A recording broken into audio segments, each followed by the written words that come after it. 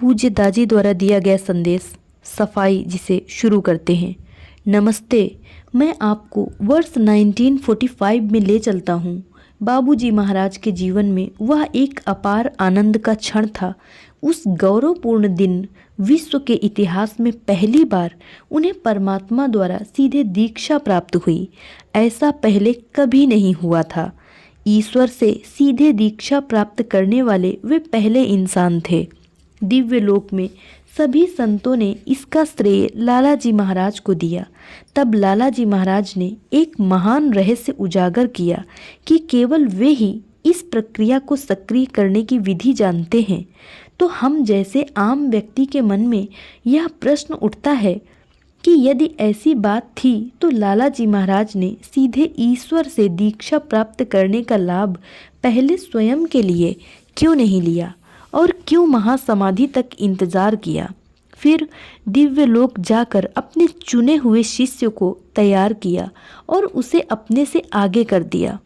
और जब सभी संतों ने उनकी प्रशंसा की तो उन्होंने एक और बड़ा रहस्य प्रकट किया कि मैं सभी को अपने से ज़्यादा प्यार करता हूँ। जब ऐसी बात है, वे इन्हें शब्दों में नहीं कहते, परंतु जब आप किसी को इतना अधिक प्यार करते हो तो आपका हृदय श्रेय या लाभ पहले स्वयं कैसे ले सकता है। अतः उन्होंने बाबूजी को अपने से आगे किया और कहा, ठीक है, तुम पहले आगे जाओ। सृष्टि में सीधे ईश्वर से दीक्षा प्राप्त करने वाले तुम पहले व्यक्ति बनो। इस घटना ने जो सक्रिय किया वह अद्वितीय भी है। स्वामी विवेकानंद आनंद से नाच उठे। वे स्वयं निवेदन करते हैं कि मैं आपके गुरु तथा अन्य बहुत से संतों के साथ आपके सामने सिर झुकाता हूँ। वे बाबूजी महाराज से ऐसा कहते हैं। उनकी हालत की कल्पना कीजिए जब उनके अपने गुरु स्वामी विवेकानंद तथा राधा जी सहित अनेक संत उनसे कहते हैं, कृपया हमें अपने शिष्य रूप में स्वीकार कर लें। हमारे पास इतनी उत्कृष्ट परंपरा है, इतने महान गुरु हैं, हमने शायद कुछ पुण्य किए होंगे जो इस महान संस्था का हिस्सा बने। इसके लिए स्वयं को कुछ श्रेय दो, परंतु इससे हमारी जिम्मेदारी भी अधिक बढ़ जाती है। मैंने आपको यह प्रसंग इसलिए बताया क्योंकि इसका संबंध सहज मार्ग के दर्शन ज्ञान से है जो मैं आपके साथ बांटने जा रहा हूँ। मैं आपको बताना भूल गया जो राधा जी ने कहा था। राधा जी ने उस समय बाबूजी महाराज से कहा था, अब तक मैंने आपको मुझे माँ के रूप में मानने की अनुमति दी थी, अब से आप मुझे अपनी बहन मानिए। बाबूजी का ऐसा रुतबा था और वे पूज्य लालाजी महाराज की रचना है जिनका जन्म दिवस हम आज मना रहे हैं। सहज मार्ग का मूल तत्व ज्ञान क्या है? वह सिर्फ प्रेम के बारे में है, परंतु यदि आप इसे अलग ढंग से देखते हैं, जब हम इस प्रेम युक्त जीवन से भटक जाते हैं, जहाँ बाबूजी ने हमें यह नारा दिया, उन्हें प्रेम करो जो सबसे प्रेम करता है, और लाला जी ने ऐसा जीवन जिया जहाँ उन्होंने कहा, मैं सबको अपने से अधिक प्रेम करता हूँ। जब हम प्रेम युक्त जीवन जीने के इस सिद्धांत से भटक जाते हैं तो हम अप्राकृतिक जीवन जीते हैं। अप्राकृतिक जीवन का अर्थ है संसारों का बनना, छापों का बनना। मेरे दैनिक जीवन अवलोकन में ऐसा क्या है जो सबसे अधिक अंकित होता है? किस प्रकार के संस्कार हमारे जीवन में हावी होते हैं, या ऐसी कौन सी क्रिया है जिससे ये संस्कार बनते हैं? किस प्रकार के कर्म, अकर्म, विचार, व्यवहार, और बहुत बार हम उनका हिस्सा भी नहीं होते और संस्कार बना लेते हैं। हमें उन छापों को हटाना सिखाया जाता है जो हमारे उन कर्मों तथा विचारों द्वारा बनते हैं जो हम दिन भर इकट्ठा करते रहते हैं। परंतु मेरी सबसे बड़ी चिंता का विषय वे संस्कार हैं जो हमारी निष्क्रियता के कारण बनते हैं, जो मैं अमुक समय पर कर सकता था और मैं नहीं कर सका। ये चीज़ें हमको जीवन भर त्रस्त करती रहेंगी और तब सफाई कभी काफ़ी नहीं होगी। कई बार एक जीवन काल भी इस बात के लिए काफ़ी नहीं होगा कि हम उचित समय पर कुछ नहीं कर सके। उदाहरण के लिए, आपने अपनी माँ से झगड़ा किया, उसे बहुत दुख दिया और उसके दिव्य लोक जाने से पहले उससे माफ़ी भी नहीं मांगी। यह बात आपको जीवन भर त्रस्त करती रहेगी। आप बाल्टी भर रोएंगे, परंतु इससे कुछ भी बदल नहीं पाएगा। ऐसे संस्कारों को हटाना कठिन है। बहुत बार हम सोचते हैं कि हम अपने स्वयं द्वारा बनाए अपने संस्कारों के लिए चिंतित हैं, परंतु उसका क्या जब हम दूसरों के जीवन में संस्कार बनाने का उपकरण बन जाते हैं, जिनके पास दुर्भाग्य से न तो गुरु है और न ही स्वयं की सफाई करने की कोई प्रणाली। अपने जीवन शैली से हम ईश्वर की इस महान रचना को प्रदूषित करते जाते हैं और निश्चित रूप से ऐसे कर्म एवं आचरण हमेशा दंडित होते हैं। ऐसे कर्मों एवं आचरण के साथ हम पहले या दूसरे चक्र में, जिसे सत्य का उदय में चित्रित किया गया है, प्रवेश करने का स्वप्न भी नहीं देख सकते। हमें शाम को अपनी सफाई करने के लिए कहा गया है। हम में से अधिकांश, शायद हम सभी को, इसे नियमित रूप से अच्छी तरह निर्धारित तरीके से करते हैं। अधिकांश अभ्यासियों के मन में पहला प्रश्न यह उठता है, क्या मैंने अपनी सफाई ठीक से की है? यह कैसे जांचा जाए कि मैंने अपनी सफाई ठीक से कर ली है, जैसी होनी चाहिए थी? आप एक तुलनात्मक परीक्षण कर सकते हैं, जैसे जब आप प्रशिक्षक के पास जाते हैं और सीटिंग लेते हैं। सीटिंग लेने के बाद अपनी हालत का परीक्षण करिए और देखिए वह कैसी है। क्या आपको वैसा ही हल्कापन महसूस होता है जैसा कि घर पर स्वयं सफाई करने के बाद महसूस होता है? यदि हाँ, तो समझो कि आपने सफाई की प्रक्रिया ठीक से पूरी कर ली है। अन्यथा जैसा कि कहते हैं, लगे रहो मुन्ना भाई, अपनी सफाई करते रहो। ऐसी घटनाएं होती रहती हैं जब दिन में ही आप इतने गहरे संस्कार बना लेते हैं और आप बहुत परेशान हो जाते हैं। तब क्या आपको अपनी सफाई करने के लिए शाम तक इंतज़ार करना चाहिए? उदाहरण के लिए, आपका दफ्तर में या सड़क पर भारी गाड़ी चलाते समय या फ़ोन पर बात करते हुए किसी से कोई विवाद हो जाता है। जैसे भोजन करते समय आपकी कमीज पर कुछ गिर जाता है तो उसे आप तत्काल साफ करते हैं। हम उसे धोने के लिए अगले दिन तक इंतज़ार नहीं करते। इसी प्रकार कुछ गहरी छापें तत्काल साफ की जा सकती हैं। हमें शाम तक इंतज़ार करने की आवश्यकता नहीं है। इसे कैसे करें? अपने आप को शांत करें। वही प्रणाली, सब जटिलताएं और अशुद्धताएं मेरे पीछे से बाहर निकल रही हैं जो हम शाम को करते हैं, परंतु यह प्रक्रिया 5 मिनट से ज़्यादा करने की आवश्यकता नहीं है और इसकी आदत भी नहीं बननी चाहिए। कई बार ना आपका किसी से झगड़ा होता है, न किसी से कोई विवाद, फिर भी ऐसे पल होते हैं जब आप अकेले बैठे होते हैं और आपके जीवन के कुछ अप्रिय पहलू आप पर हावी होने लगते हैं, जो आपके अंदर कुछ हलचल करने लगते हैं, आपको कुछ याद कराते हैं। तब भी वही चीज़ आप स्वयं की सफाई कर सकते हैं, वैसे ही जैसे शाम को करते हैं। यदि आप कुछ अधिक समझदार हैं तो आप उस घटना के बारे में उसके अंत तक नहीं सोचेंगे। उदाहरण के लिए, जब आपका कोई विवाद होता है और विवाद के दौरान आप जान जाते हैं कि वह फलप्रद विवाद नहीं होगा और उसके परिणाम स्वरूप बहुत सी जटिलताएं एवं मनोव्यथाएं होंगी, तो आप बीच में ही पीछे हट जाते हैं, स्वयं को शांत करते हैं। आपने किसी तरह उस बीज को गलती से भी दिल में जाने से स्वयं को बचा लिया, तो प्रक्रिया के दौरान जब आप सतर्क होते हैं तो ऐसा होता है। यदि आप सतर्क हैं तो आप उस परिस्थिति को रोक सकते हैं। एक अन्य दृष्टांत है कि आपके दफ्तर में कोई है या आप गाड़ी चला रहे हैं। कुछ होने से पहले ही आप जान जाते हैं कि किसी भी क्षण कुछ दुर्घटना हो सकती है, तो आप क्या करते हैं? उस समय स्वयं को नियंत्रित करें, स्वयं को पुनः याद दिलाएं, स्वयं को मालिक के साथ जोड़ लें। उस समय अपनी सबसे अधिक प्रिय आध्यात्मिक अवस्था को बनाएं ताकि वह घटना घटने से पहले ही टल जाए। तब हम संस्कार नहीं बनाते।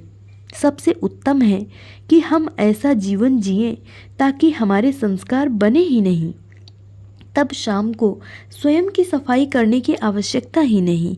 हमें वह तरीका सिखाया गया है जिससे हम ये चीज़ें कर सकते हैं। हमारे पास हमारे चारों ओर वह सुरक्षा कवच है जो हमें इन छापों से बचाता है, और वह एकमात्र सुरक्षा कवच है सतत स्मरण।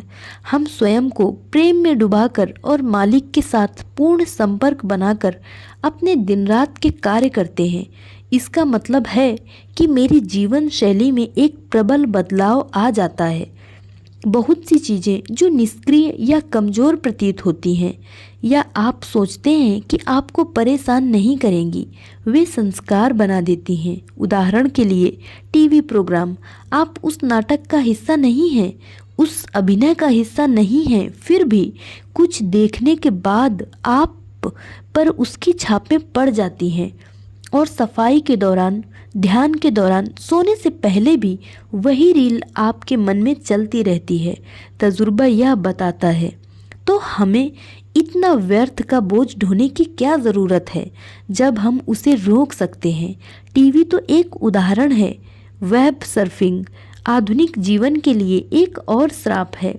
वह अच्छी चीज़ें भी करता है। आज प्रातः मालिक को सुन पाना इसका उदाहरण है, परंतु ऐसे अवसर पर हर समय नहीं होते और हम व्यर्थ की चीज़ें देखते रहते हैं। इस प्रक्रिया में हम संस्कार के बाद संस्कार बनाते जाते हैं। इस महान मिशन के अभ्यासी होने के कारण हमारे मालिक हमारी परवाह करते हैं। हम इसके प्रति सचेत हों या नहीं, परंतु वे हमारी लगातार सफाई करते रहते हैं। सफाई का अर्थ है खाली स्थान बनाना। यदि हम इच्छाओं से, अनवरत इच्छाओं से भरे रहते हैं तो वह खाली स्थान भी अनवरत रूप से व्यर्थ की चीज़ों से भरा रहता है। इसीलिए मालिक कहते हैं कि सहज मार्ग में कई वर्षों तक होने के बाद भी वे वहाँ नहीं हैं जहाँ वे पहले थे। उन्हें यह कहते हुए सुनना हम सबके लिए अत्यंत दुखद था। कुछ तो उस स्तर से भी नीचे है जिस पर वे सहज मार्ग में आए थे। वे नीचे क्यों गिर गए हैं? क्योंकि मालिक ने खाली स्थान बनाया था और हमने उसे किसी और चीज़ से भर दिया। वही उसका प्रमुख कारण है। यदि आप सहज मार्ग के प्रति, लक्ष्य के प्रति ईमानदार नहीं हैं, यदि आप ईश्वर के प्राप्ति के लिए दीवाने नहीं हैं, तो मैं सोचता हूँ यह मार्ग आपकी भलाई के बजाय नुकसान अधिक करेगा। मैं आपको डराना नहीं चाहता, परंतु इसे एक भाई की सलाह मानिए कि यदि आप सहज मार्ग में रहकर दिव्य लोक में अपना स्थान बनाना चाहते हैं तो आपकी जीवन शैली को बदलना होगा। अन्यथा सहज मार्ग को मत अपनाइए, वह आपके लिए नहीं है। परंतु यदि मैं ऐसा कहता हूँ तो मैं सोचता हूँ इसके लिए बहुत देर हो चुकी है। यदि आप इसे छोड़ते हैं तो भी आप अधिकाधिक संस्कार बनाएंगे, उन्हें कौन हटाएगा? अतः कोई और विकल्प नहीं है। जब आप विकल्प रहित स्थिति में हैं तो बेहतर है कि इस जीवन शैली को सहर्ष स्वीकार कर लें और उसमें खुशी जोड़ दें। जब आप सफाई करते हैं, ध्यान करते हैं, जब आप मालिक के साथ पूरी तरह जुड़े होते हैं तो उसे खुशी से करें, ना कि ओह नहीं मुझे फिर से ध्यान करना पड़ रहा है, सफाई करनी पड़ रही है। उसे कष्ट या केवल एक कर्म नहीं बनाना चाहिए, उसे आनंदपूर्ण क्रिया बनाना चाहिए। ऐसी जीवन शैली कैसे बनाई जाए? हमारे सामने सारे गुरुओं के उदाहरण हैं। उनकी जीवन शैलियों को पढ़िए। कम से कम आप यह जान पाएंगे कि वे कैसा जीवन जीते हैं। जानना ज्ञान पहला कदम है। उनके जीवन के विषय में सब कुछ जानिए। गुरुओं के शिष्य रूप में जीवन का अध्ययन करने का प्रयास कीजिए, न कि उनके गुरु रूप में जीवन का। उनके गुरु रूप में जीवन का अध्ययन निश्चय ही हमें खुशी देता है, परंतु हमें कुछ अधिक सिखाता नहीं है। मैं आपसे अपने जीवन का एक छोटा प्रसंग बांटना चाहूँगा। मालिक ने प्रारंभ से ही या मेरे सहज मार्ग में आने से पहले से भी मेरी रक्षा की है। मेरे जीवन के कई प्रसंग एवं घटनाएं हैं जो इसकी पुष्टि करती हैं। बहुत बार मालिक सीधा आदेश देते हैं, ऐसा करो, तब यह हमारा कर्तव्य बन जाता है, भले हमें अच्छा लगे या नहीं। इसका एक उदाहरण है। वर्ष 1986 में जब मालिक यूनाइटेड स्टेट्स के दौरे पर गए थे और मैं उन्हें गाड़ी में ले जा रहा था, अचानक उन्होंने कहा, कमलेश, तुम्हें अपने बेटे को भारत ले जाना है। उस समय मेरा बेटा केवल 2 वर्ष का था। मैंने कहा, किस लिए मालिक? यूनाइटेड स्टेट्स में पढ़ाई भारत से बहुत बेहतर है। तब उन्होंने हिंदी में कहा, इसकी पढ़ाई का मत सोचो, इसकी भलाई का सोचो। मैंने इसे दिल पर लिया। जब मेरा दूसरा बेटा पैदा हुआ, वही बात हुई। बेटों को भारत भेजने की स्थिति से बचने के लिए जब मैं तर्क करता रहा तो उन्होंने छोटा परंतु अत्यंत मर्मस्पर्शी उदाहरण दिया। उन्होंने कहा, गुलाब उसके प्राकृतिक वातावरण में ही पैदा किया जा सकता है, जैसा कि भारत में। उसे रोपें और वह अपने आप उगने लगेगा। कभी कभार उसे पानी देने के अतिरिक्त आपको उसकी अधिक देखभाल नहीं करनी पड़ती, परंतु यदि आपको सहारा के रेगिस्तान में गुलाब उगाना पड़े तो वह नहीं हो सकता। आपको एक अलग स्थान, विशेष वातावरण बनाना होगा और फिर भी वह गुलाब उतना सुंदर नहीं होगा जितना कि भारत में सड़क के एक कोने में अपने प्राकृतिक वातावरण में उगता हुआ गुलाब होगा। मैं अपने अवलोकन के आधार पर एक और उदाहरण देता हूँ। तिरुपुर में इस नारियल कुंज ने मुझे मोहित कर लिया और मुझे बड़ौदा आश्रम में नारियल के वृक्ष लगाने के लिए प्रेरित किया। हमने वहाँ 1000 से अधिक नारियल के वृक्ष लगाए, परंतु इतना धन व्यय होने के बाद, इतनी अधिक देखभाल के बावजूद एक भी फल न दे सका, क्योंकि वहाँ अनुकूल वातावरण था। वे सूक्ष्म पोषक तत्व नहीं थे जो उन वृक्षों का पोषण करते। हम यह विश्लेषण नहीं करना चाहते कि वहाँ खाद थी या नहीं, अथवा पानी था या नहीं, बल्कि वातावरण नहीं था। यदि वनस्पति जगत में ऐसा है, यदि पेड़ पौधे बाह्य वातावरण के प्रति इतने संवेदनशील हैं, तो हमारी सूक्ष्म अवस्था, आध्यात्मिक अवस्था की कल्पना कीजिए। यदि आप थोड़े अनियमित हैं, यदि आप सीटिंग के बाद लापरवाह हैं, सीटिंग से तुरंत उठ जाते हैं, इधर उधर घूमने लगते हैं, मजाक करने लगते हैं, टीवी चलाते हैं, पंखा चलाकर टांगे पसार कर सो जाते हैं, अपनी पत्नी को आदेश देने लगते हैं, तो वह हालत तत्काल नष्ट हो जाती है। वह स्थिति, आंतरिक स्थिति जो आपने 1 घंटा ध्यान करके पैदा की, उसे खोने में अधिक समय नहीं लगता। आपको उन सूक्ष्म स्थितियों के लिए जो मालिक प्रदान करते हैं अधिक सावधान रहना चाहिए, विशेष रूप से जब आपने उसके लिए प्रयास किया है। वह हमारे हाथ में है, उसे खोइए मत। ध्यान के पश्चात थोड़ी सी सावधानी, उस स्थिति के साथ एक हो जाइए, उसे बनाए रखिए, अपनी आंखें बंद कीजिए, उसे पहचानने की कोशिश कीजिए, फिर धीरे से अपनी आंखें खोलिए और देखिए कि क्या आप अपनी खुली आंखों से भी उसी स्थिति का अनुभव करते हैं। यदि आप उसे महसूस नहीं करते तो अपनी आंखें पुनः बंद कर लीजिए और स्थिति को देखिए जब तक आप उस पर अपनी पकड़ नहीं बना लेते। आप उठिए मत, संसार इंतजार कर सकता है। मालिक ने उसे आपको प्रदान किया है, आपने उसे अपने को प्रदान किया है, उसे खराब क्यों करो। प्रतिदिन थोड़ा थोड़ा करके स्थिति बनते बनते इतना सुंदर वातावरण बना देती है। आप ध्यान करते हैं, आपका जीवन साथी ध्यान करता है, आपके बच्चे ध्यान करते हैं, आपके माता पिता ध्यान करते हैं, आपके मित्र घर आकर ध्यान करते हैं। क्या आप कल्पना कर सकते हैं कि इससे कैसा वातावरण बन सकता है। इसी के विषय में बाबूजी बात करते हैं जब वे कहते हैं, मैं ऐसा समूह देखना चाहता हूँ जो ताकत से भरा हो, शक्ति से भरा हो। जब वह समूह बन जाएगा, वह पल जननिक उत्परिवर्तन को सक्रिय करेगा। वे इसे ज़्यादा शब्दों में नहीं कहते, परंतु वे हमें कह रहे हैं कि मुझे आपकी मदद चाहिए, कृपया ऐसा वातावरण बनाओ। एक बार वह बन जाता है तो मैं मानवता का रुख बदल सकता हूँ। ध्यान न करके हमारी निष्क्रियता के अप्रत्यक्ष परिणाम दिव्य योजना में हस्तक्षेप कर रहे हैं। मुझे याद आता है जो बाबूजी कुछ संदेशों में बार बार कहते हैं, जब तुम हमारी आज्ञा पालन करते हो तो तुम हमें खुश करते हो। वे यह नहीं कहते, जब तुम हमारी आज्ञा पालन नहीं करते तो तुम हमें अप्रसन्न करते हो, क्योंकि वे एक सज्जन हैं। हमें इस बात को समझना चाहिए। हम में से कुछ लोग जो माता पिता हैं उस व्यथा को जानते हैं जब बच्चे सुनते नहीं हैं, जब बच्चे सुनते नहीं हैं और कुछ परिस्थितियों में जब आप उन्हें कुछ कह भी नहीं सकते हैं तो वह और अधिक कष्टपूर्ण हो जाता है। इसलिए मालिक हमसे एक साधारण से गुण की मांग करते हैं। मुझे आपका प्रेम नहीं चाहिए मेरे मालिक, मुझे वह प्रचुर मात्रा में देते हैं। मुझे आपका धन नहीं चाहिए, जब मुझे उसकी ज़रूरत होगी मुझे मिल जाएगा। मुझे आज्ञाकारी अभ्यासियों की ज़रूरत है। आज्ञाकारिता ही कुंजी है। जब हम जो वे कहते हैं उसका पालन करते हैं तो सब काम होता है। जब वे कहते हैं ध्यान करो और हम ध्यान करते हैं तो काम होते हैं।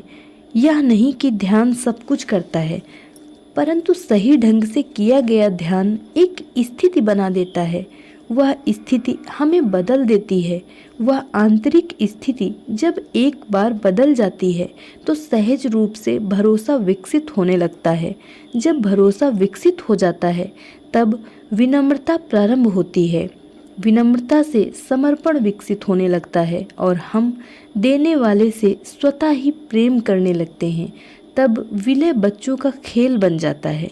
तो सहज मार्ग यदि इस प्रकार समझा जाए तो वास्तव में सरल बन जाता है, परंतु यह उन लोगों के लिए कठिन हो जाता है जो आज्ञा पालन नहीं करते, क्योंकि वे स्वयं हठीले हैं।